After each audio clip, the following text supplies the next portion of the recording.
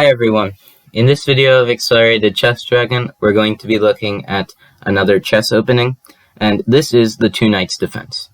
Now, if you notice, I said that this is the Two Knights Defense Part 1, and that is mainly because my entire research on the Two Knights Defense is very long, and I thought maybe I would break it into 3 parts. So, the next few days you're going to be seeing Part 2 and Part 3. But for now, we're just going to be looking at the first part of the Two Knights Defense. Now, the Two Knights Defense happens when white plays e4, black plays e5, knight f3, knight c6, d4, e takes d4, bishop c4, and now knight f6. And here, white will play the move e5. And what white is trying to do with this move is attack the knight on f6, and he wants to make it move to an unfavorable square, or in later variations, we're going to be looking at what happens if black plays d5. But for now, we're only going to be considering 3 main moves. One is knight to g4, another move is knight to e4, and the third move is queen to e7. We're going to be looking at queen e7 first. If queen e7 is played by black, then white will comfortably castle, and here black might do something that might catch many people who play white off guard. And black is going to play knight takes e5. Now, the reason I say this is a bit strange is because, first of all, the e-file is completely open, which enables a lot of attack from white's perspective. And secondly, because who in their right mind would capture a pawn that just simply opens your e-file up, that too with your king still in the center? Well, it turns out that the variation that goes for black isn't actually as bad as it seems. So white will play knight takes e5, and queen takes e5 is now played, and black will play rook e1, seemingly winning the queen. Black will play knight e4, and here is where many people will get tricked up. You might think that the most logical move is to play f3, and this makes sense. You're pinning the knight, and you're certainly going to win it if black isn't careful. But the thing is, after black plays the move d5, and now let's say white brings his bishop back to b3, black will just simply play the move bishop d6, and now let's say you play g3 to guard this, and now queen h5 is played. Even if f takes e4 is played, theoretically, the position doesn't actually end up too bad as for black. For instance, queen takes d1, rook takes d1, and after d takes e4, even though black is down a knight, he has lots of compensation for that. First of all, he has undoubled his pawns. Secondly, the e pawn is a pass pawn, and with the d pawn also assisting it, it's going to be a lot harder for white to take advantage of this. And also, because this f pawn can also come and assist the e pawn as well. So even though you are down a piece as black, black has a ton of initiative, and if you're black, I definitely recommend this line to try tricking your opponents. But instead of playing the move f3, what white will play is f4, and he's attacking the queen, and if the queen does not move to a square where it guards the knight, then obviously white will capture it. So black must play the move queen e7. Any other move would result in a very bad position. So queen e7, and now knight d2, obviously attacking the knight on e4. So black will defend with f5, and after f5 is played, white will just capture the knight on e4, black will capture the knight on e4, and then white will just play queen takes d4.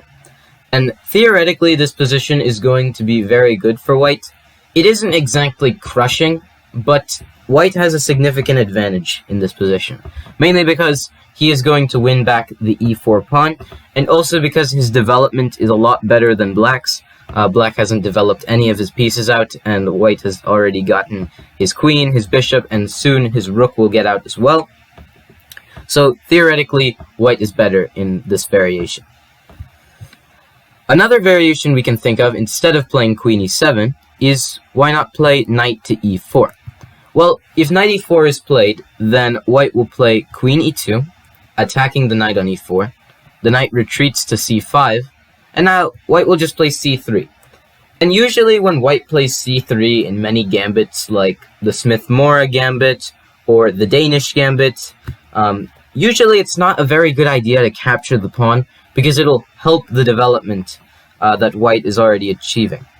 White will get a better development, and you're not really getting anything as the side accepting the gambit. So black is instead not going to capture the c3 pawn, but at least he's going to give the pawn back up and develop himself. So black will play d3, and white will play queen to e3. You could accept the pawn now, but it's better to just wait a bit longer.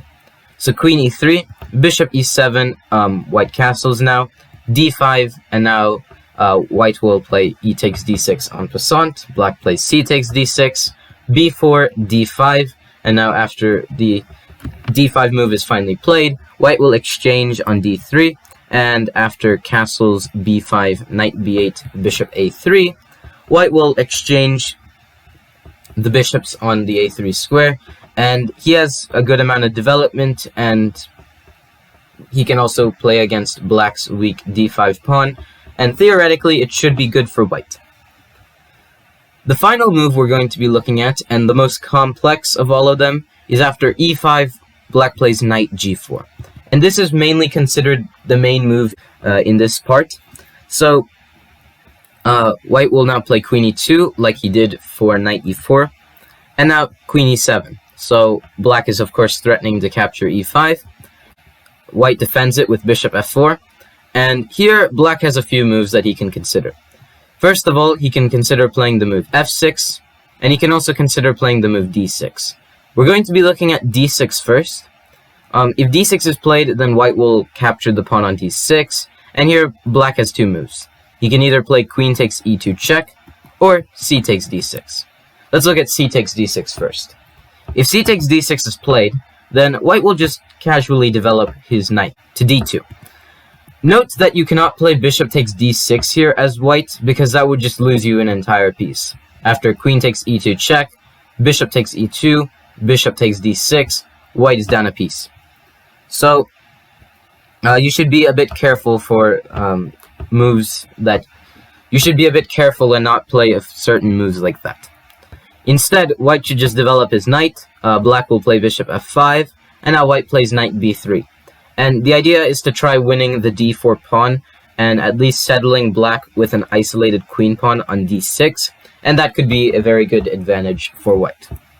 Black will capture the pawn on c2, and even though he does get the c2 pawn, white does gain the d4 pawn, and after black plays bishop g6, if we just assess the position at a glance, we can see, yes, white is down a pawn, but first of all, black has an isolated queen pawn. Secondly, white has more development than black. And lastly, it's really hard to see what most of black's developed pieces are really doing. Like, what is this knight doing on g4, and what is this knight doing on c6? The only two active pieces I can really see are the bishop and the queen. So, theoretically, playing c takes d6 is not the best. You could also play the move queen takes e2 check, and this is how that would go.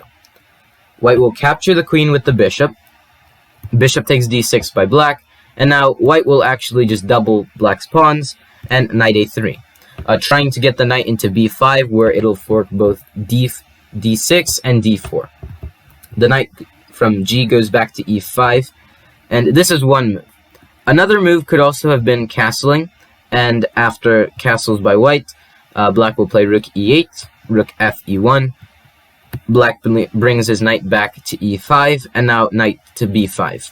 So here black has decided that he's finally going to give the pawn back up, and after bishop g4, there are trades on d4, and after bishop takes e2, white will play rook takes e2, and after all is said and done, he should be slightly better. I mean, he has an advantage mainly because of the isolated d6 pawn, and also because his knight can roam around a little bit more freely than this e5 knight.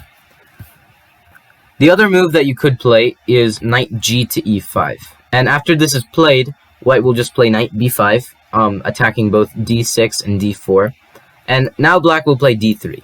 C takes d3, king e7, and now king d2. And this position should be very good for white, mainly because he has won his pawn back. Black has an isolated queen pawn. He does have an isolated queen pawn too, but white also has more development than black. So this should be better for white in most cases. And instead of playing this d6 move in general, black can also just play f6. And this is the more appropriate move in a situation like this. Challenging the pawn and hopefully trying to exchange pieces, and then you are up a pawn and you are able to win the game quite easily. So after f6 is played, white will play e takes f6, and here there are three moves for black. Black can either play queen takes e2 check, the main move. He can play g takes f6, the second main move, and he can also play knight takes f6, the least common move. We're first going to be looking at knight takes f6. If knight takes f6 is played, then white will play knight bd2. And yet again, the idea where you bring your knight to b3 and then you capture the d4 pawn is present. Black will play d6, white will play knight b3, black will capture on e2 with check, white will capture with the bishop, d3, which is mainly designed to give white an isolated pawn. So bishop takes d3. If you play c takes d3, then you've already given yourself an isolated queen pawn. But with bishop takes d3, the idea is that now black will play knight b4, and you have to get an isolated queen pawn. Or after king d2, knight takes d3. You could play king takes d3 in theory, but that would just help a lot of development for black after bishop f5 check. So after c takes d3, the line is ended, and white is somewhat better. I mean, he has the open c file for himself, he has the open e file, both of his rooks can be stationed on these squares, c1 and e1, and his knights are also quite active, and compared to the other pieces that black has, white is just very good. The next move, instead of knight takes f6, is g takes f6. This results in a similar variation where knight bd2 is played, and here there are two moves that black can go for. One is queen takes e2 check, and a second one is d6. If d6 is played, then white will just castle, an exchange of queens will happen, and after knight g e5, white can play knight b3, and there's a threat on the d4 pawn, and yet again, if you play knight takes f3 check, then after bishop takes f3, first of all, you've won the knight. You are threatening something like bishop takes c6 to ruin black's pawn structure and then win the pawn on d4, and also it just doesn't look to be very good for black in general. So instead of playing the move knight takes f3 check, it's better to just wait and see what will happen and just give the pawn back up right away. So that is d6. Another move that could be played is queen takes e2 check. If this is played, then white will just capture with his bishop, knight g5, white will now castle queenside, and after d5 and knight b3, white will yet again win the d4 pawn. And you can see that the two knights defense, and mainly this variation in general, it all is about winning the pawn on d4 back. So that is what white will usually try. The main maneuver is knight b to d2 and then knight to b3, and in conjunction with this f3 knight, you are going to win the d4 pawn. So that is g takes f6. Now let's look at the main move, queen takes e2 check. If queen takes e2 check is played, then like always, white will play bishop takes e2, black will capture the pawn on f6, and after knight bd2, knight to d5, just normal development. Note that on this move you cannot play bishop takes c7 because it'll just trap your bishop with d6, and yes, you could play something like bishop b5, but after, say, bishop to d7, let's say white were going to castle, and now let's say knight d5, even though you still can theoretically save your bishop after, say, check, and now after king f7, bishop c6, bishop c6, bishop a5, it's generally said that white is slightly worse, mainly because black can use the knight to come to f4, and Now black is threatening bishop f3 to get rid of the knight. He's also threatening to just simply develop his bishop. And even though black does have isolated doubled pawns on the d file, it's not really that bad, and in this case, white is actually the one with less development done. So bishop c7 is not the best. Instead, knight bd2 can be played, and after knight d5, white will play bishop back to g3, and now the knight from c comes to b4. White will just capture the pawn on d4, and now c5 attacking the knight, and of course you cannot move your knight away because you would lose your exchange after knight c2 check and knight takes a1. So a3 must be played to attack the knight on b4, and if the knight moves back, then that's good for you because you can just move your d4 knight back. So c takes d4 will be played by black, a takes b4, and now black will of course win the pawn with knight takes b4, and now white will defend with king d1. And white's plan, yet again, is to play the move knight to b3 and simply win the pawn. So, thinking about that in advance, black does something that'll kind of give him and white an equal position. And the thing is, he's going to play d3. And what black is doing by playing this d3 move is, not only is he getting rid of one of his doubled pawns, but he's also giving white an isolated queen pawn. Because if white plays bishop takes d3, then after knight takes d3, c takes d3. First of all, both sides have 3 pawn islands, but white has more isolated pawns. And black has the bishop pair, and this is definitely going to be an advantage for him, mainly because of how well he uses his bishop pair.